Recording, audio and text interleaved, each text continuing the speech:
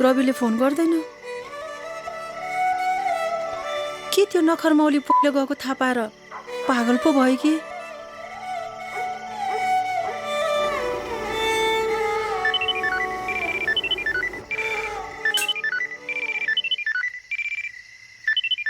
ए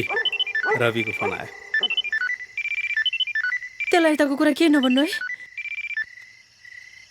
hello hello बाबु रवि रवि ढोक गरे है बुवा चिरञ्जीवी भाइ यतिका दिनसम्म फोन नगरेको किन हो त नि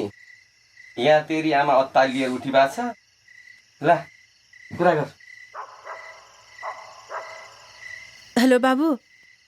सन्चै छस् सन्चै छु आमा त्यसै किन आत्तिनु भएको त बरु हजुरहरू अनि हजुरको बुहारीलाई सन्चै त छ नि अनि यतिका दिनसम्म किन फोन नगरेको त यताबाट गर्दा पनि तेरो फोन नलाग्ने उताबाट तेरो फोन पनि नआउने एउटा दुःखको कुरो छ आमा के कुरा हो र बाबु जसलाई परमेश्वरले ठगेको हुन्छ त्यसैलाई आफन्तले पनि छोड्दा रहेछ नि आमा होइन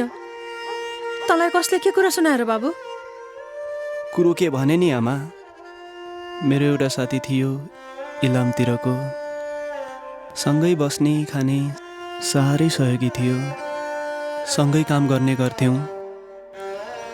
कारखानामा मेसिन चलाउनु पर्थ्यो एक दिन काम गर्दा गर्दै मेरै अगाडि मेसिनको पत्ताले उसको दुवै खुट्टा छिनाइदियो आमा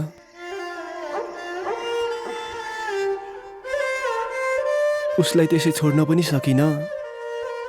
हिजो मात्र हस्पिटलबाट डिस्चार्ज भएको छ त्यही भएर फोन गर्ने होसै भएन आमा बिचरा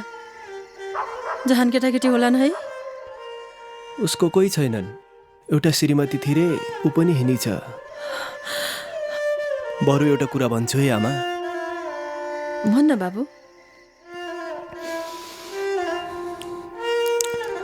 आखिर म पनि यहाँबाट काम छोडेरै आउने हो क्यारे अब हामी बाहेक उसको यस दुनियाँमा अरू कोही छैनन् उसलाई पनि मसँगै लिएर आउँ कि भनेको बुवाले के भन्नुहुन्छ बुहारीले के भन्छन् के गरौँ गरौँ भयो आमा मलाई त हुन त हो क्यारे बाबु उसलाई पनि आफ्नै छोराछोरा बनाएर राखौँला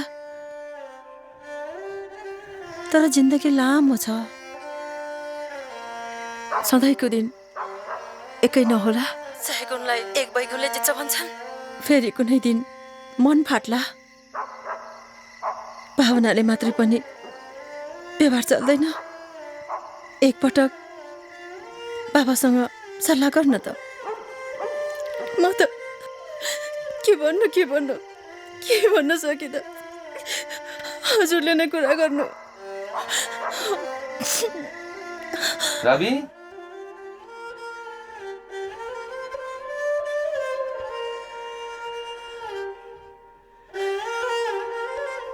त्यसलाई अप्ठ्यारो परे जस्तो छ भो ल्याउनु भनिदिनु एउटा छोरा थियो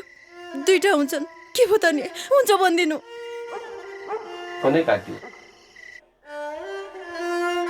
मलाई बचाएर किन अपराध गर्यो डाक्टर तिमीले किन